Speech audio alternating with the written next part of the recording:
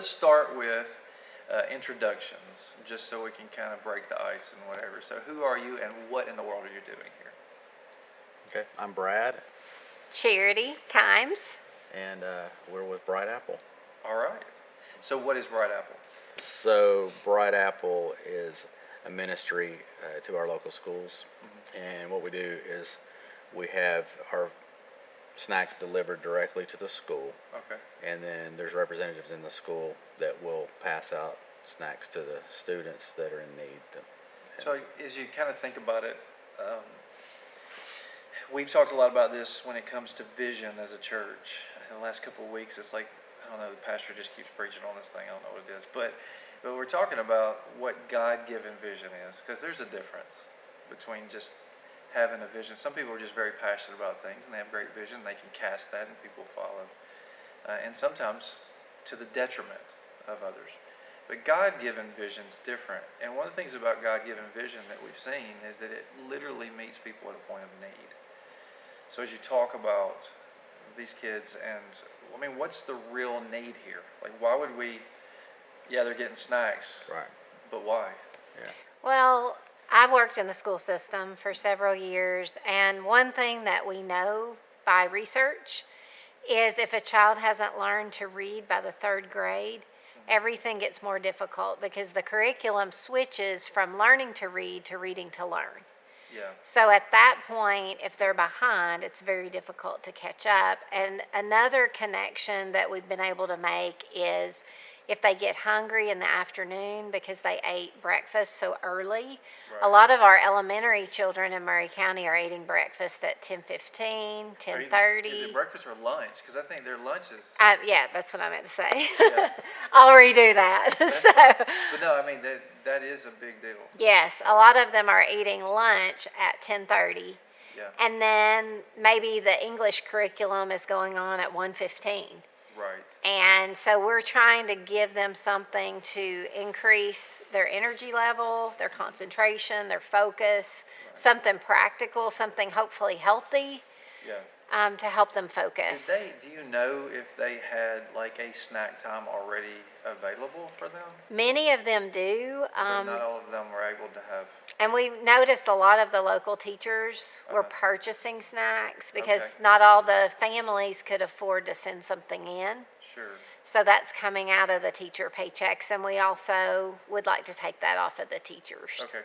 So for me, a healthy snack is powdered donuts and dark chocolate. Dark chocolate's really good for you, is what. It is actually It's good good for for the you. heart. Yeah.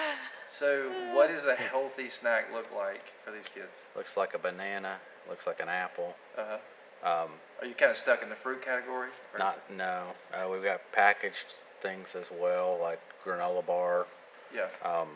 Nutri-Grain bars, oatmeal Things like that. pies. Yeah. Yeah. See, now oatmeal pie. Now we're that's talking. a Yeah. healthy. Yeah. So they're USDA smart snacks. Okay. So that you can't really go into a school with a snack that's not considered healthy by the USDA. Okay. So, So you're holding to some standards, which you also, as you were saying, there's some research that's involved even with what's best for children to learn, what's best for them. If they're hungry, they're not going to hear. Right. I mean, I know it's like I heard someone say one time, and I forget who it was, but you know, some people can't hear you over the symphony that's playing in their stomach. It's that mentality that my stomach's screaming louder than your voice is speaking right now. So this is a beautiful thing to simmer down that voice so that they actually can focus. Yeah. And we've partnered up with a company that actually delivers the snacks directly to the school. Right. And then we have someone at each school that's in charge of distributing. So it's just very streamlined, very easy, very basic. Which for y'all, that's like a minimal volunteer base. So it's not one of It those is. ministries that a bunch of people have to jump into. Yeah, But it is that's usually super effective. somebody at the school already that Right. that works in the school Right. that handles it.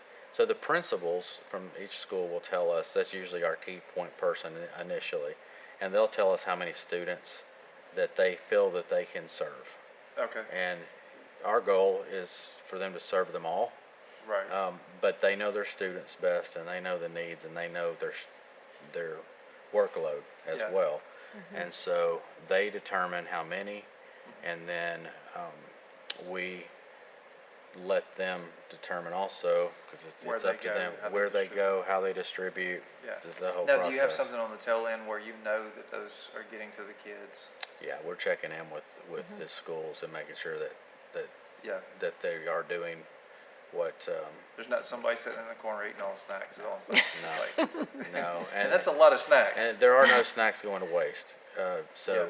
so if, let's say that it's a short week and we didn't know there's a snow day or something like that, Right. and we've ordered for 5 days, they'll go ahead and hand those snacks out usually, but at the end of the week. So y'all doing the ordering and distributing as a couple? Y'all are running all that, Yes. yeah, along with your jobs and everything. Yeah. As long as with life, that's just Right. yeah. Which that to me is a beautiful thing. Yeah. Children having food. I mean, who can't buy into that? Right. I mean, really and truthfully, Right. who Yes. can't buy into that? Yes. And then you go, these are also our kids. Like I can't even just say these are some kids on the other side of the planet, which all of them are precious. And, but these are our kids. This is our community. That's right. Yes. So how many schools now are y'all associated with? 5 in Murray County. Okay. We're about to go into our 6th. Okay. So we're in 4 elementary schools, 1 middle school, Uh-huh. and we're about to go into our 6th. Can or- you name them off the top of your? I can. Yeah. Do you want to name them? You're better. Okay. Put me on the I'm gonna spot put y'all on here. the spot. I'll The help one you. we're getting ready to add is Baker Elementary. That's a good one. And we have Riverside, and we have Highland Park, and Mount Pleasant Elementary, Okay. and you may have to help me out here with the Brown. Brown Brown. Elementary. The one middle school we serve is Whitthorne. Okay. Which is where you used to work. Yes, and that's kind of a pilot program. I'm actually physically taking the snacks in there Right. because we kind of have to do it differently with the middle school. Yeah, that would make sense. Since they're not in the same classroom all day, so we're just using Whitthorne to work out the kinks of how we would do this in a middle school. Yeah, and how It's- long have y'all been doing this? 2 years. Yeah. I 2 remember. I remember the 2 years. conversations. We Yeah. sat down Yeah. in the coffee shop, and you were 2 years. casting the vision. Yeah. So 2 years ago, in August, we started self-funding, Right. and we self-funded for about a month and a half or so, and then I saw that the need was bigger, Sure. and so we formed a nonprofit. Yeah. God's in charge of the whole thing, so it went quickly. Yeah. And we had a nonprofit set up within a couple weeks. And by the end of the year, we had $15,000 in the Bright Apple bank account. Nice. And we've been able to maintain that with, in the past 2 years, $100,000 in donations. And Right. we've not had our own Bright Apple fundraiser ever Yeah. to this point. And the community has just stepped up, local businesses, churches, Don't you love Columbia, individuals. Tennessee? It's Yes. amazing. It's amazing. Yes. Yep. I mean, just the way that people pull together. And I think that's another part of that is just the need. They see the need. And you go, well, we can be a part of Yes. Right. that. Yeah. So what would you say to a church that said, we're going to take up an offering and give it away? Like, this is your church. Right. So talk to your church for a second. What would you say about that? I would just say this is what it's all about, you know? Giving back into the community. Like you said, there are kids, Right. Yeah. and they're kids that are going to grow up and be leaders in this community and, Yeah. you know, be world changers. And what better way to complete the circle than, I love this. So the whole thing of, you're talking about like by third grade, the significance of by third grade actually being able to read. yes, Not just like, I don't know, just dragging along, but actually being able to read. And the significance of what that does later in life. And we know even, I don't know statistics, but I know the research is out there about those that are incarcerated, those that, you know, that hit dead ends, end up in addictions. There is a direct correlation There is. to education, or having enough people care enough about you and invest in you, so that you feel as though you can have a vision of your own. And that's what we've been talking about as a church. Is it isn't just vision as a church. It's what is God telling me? Yes. And so I think that that's pretty important to this overall topic. It's actually in church here where I received the vision Oh yeah. for Bright Apple. Yeah. Yeah. I don't know that I knew that. Yeah, Like no, we no. sat down and Yeah. talked about it, but I didn't know No, that it was was- the case. During praise and worship service, and Wow. just heard a still small voice, right? Yeah. It's just a God thought, feed my children, and I followed the path to what does that mean, and prayed about it, and within a week, we had food going into the schools. That's so so- cool. Yeah, so it was Yeah. pretty.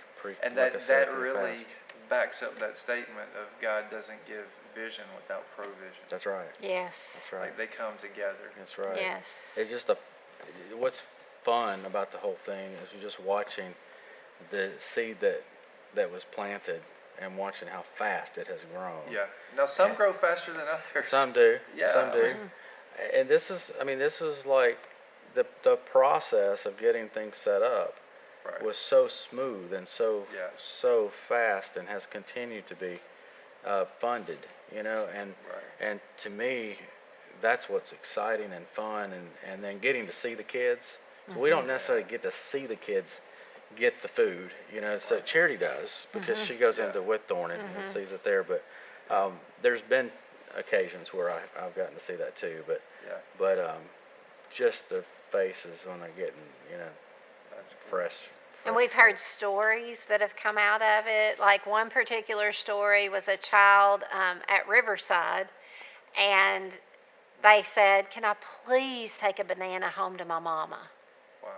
And the particular teacher, I know her, and so she shared the story with me of them handing this child a banana, and in the car line, she ran up and gave it to her mom, just beaming, just those simple Yeah. things that we don't realize what that means to that child. Right. So that's been such a really powerful- fun. Also, when Brad had prayed about this, he walked into a particular office and there was a phone call going on, and the person was saying, "We can't do that. I'm so sorry, we can't do that." And that was the first domino, because when that person hung up the phone, he just felt like he was supposed to ask, "What were you talking about?" And it was a school with a need, which was McDowell, which no longer exists. exists, right. But it all started with McDowell having that need and someone else having to say, "We can't," but Brad was in the room and he was already being "But we can." stirred. Yeah, and the way I got to being in the room at that time was just It seemed random, it seemed random. but it was not Like, random. Yeah. Yeah. Yeah. So and then even then, and that was like 2 days after God kind of said, "Hey, I need you to do something here." Yeah. Even then, I didn't clue in that was what I was supposed to be doing. It was later in the afternoon. I was telling Charity about the conversation, Yeah.